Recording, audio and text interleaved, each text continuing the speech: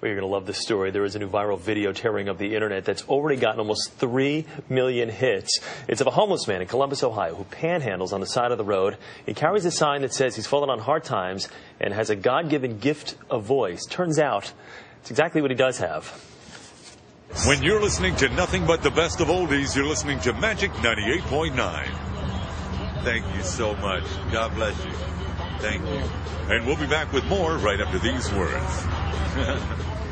And that man's name is Ted Williams, and he joins us exclusively here on the Early Show this morning. Ted, good morning. How are you?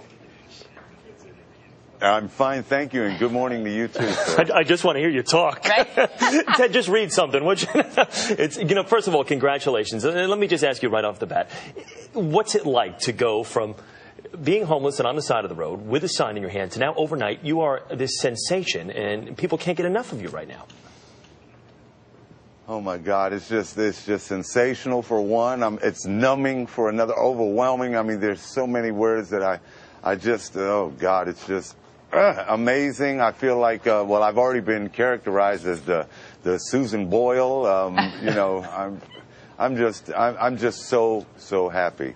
And watch the CBS Evening News with Katie Couric. No, I'm just teasing right now. Or Ted, nice. You could remind people to watch the Early Show with Erica Hill and Chris Raggi. Give it a shot. Go ahead. I would love to be able to watch the early morning show on CBS with Erica and Chris, or Chris and Erica. Weekday morning. We've got right both here options. On CBS. Wonderful. Ted, have people started to, because I imagine you said it's sort of surreal, and I'm sure it's still sinking in, though. Have people started to come out of the woodwork? Anyone coming out and saying, oh, Ted, I remember you. I knew you had that voice way back when. Yes, ma'am. Well, some people have called me since then. I managed to get a cell phone, but people have called me and said, I knew you were going to do it eventually. I knew you, people. My mom is just really, I'm going to be going to New York hopefully this afternoon, and please, I apologize. I'm getting a little emotional. I haven't seen my mom in a great deal of time since then, but she doesn't believe it. She's 92 and she lives in Brooklyn, and I was born and raised in Brooklyn in the Bedford-Stuyvesant area, right in around Bergen and Buffalo, Atlantic Avenue, Flatbush, and that area. So God has been so good, and in the year 2010 on this date book that somebody gave me, I was going to write on there, well, another year wasted, but it was the year that I found God in my life. I mean, really a God of my understanding, and so it wasn't a wasted year, and I had no idea that something like this would have ever happened to me. It's like almost winning the mega ball lottery or something. This is just phenomenal. You're the third lottery winner today. Let me ask you this, Ted. You got your career got derailed through drugs and alcohol. You talked of that, and now you've been sober for what, 2 years now? Is that correct? About 2.5 years. About 2.5 years. And congratulations for this. So what now? What would you now like to do? How are you going to put this voice to use? Well, I would like to just have a job and a home, an apartment, or anything, to be able to cook in.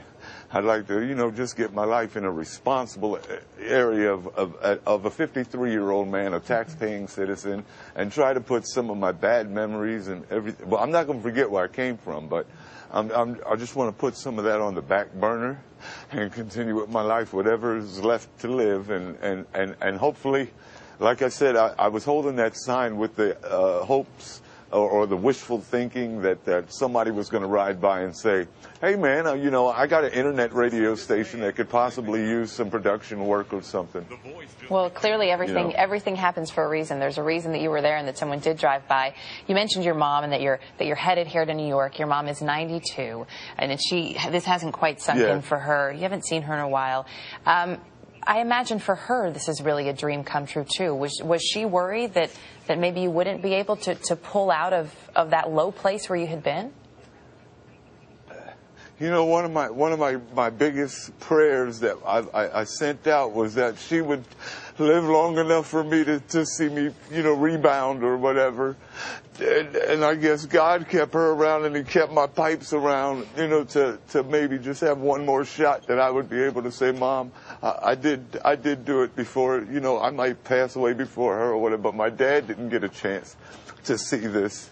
But God is good, and the only difference between now and the time that I did have some kind of a heyday or a successful life is that now I'm more appreciative of life. I'm not taking it for granted, and I am thanking the Lord every day. Even if this didn't happen, I was still on that road. I thanked Him and had my hour with God. I called it my hour with God. Sometimes I would make $25 in an hour. Sometimes I'd make 25 cents in an hour, but at least I would talk to God. I'd get mad at some motorists who would pass by and say, "Oh, look at that guy who's going to..." Little did they know. I would have my little mumbles. Little did they know. Well, Ted, what? You've put us in great spirits today. Before we let you go, real quickly, say now batting for the Boston Red Sox, number 9, Ted Williams. Now batting for the Boston Red Sox, number 9, Ted Williams. Ted, congratulations to you on your success. Good to talk with you, okay? Go get him, all right, buddy? Thank all right, that you was Ted so Williams. much. Yes, sir.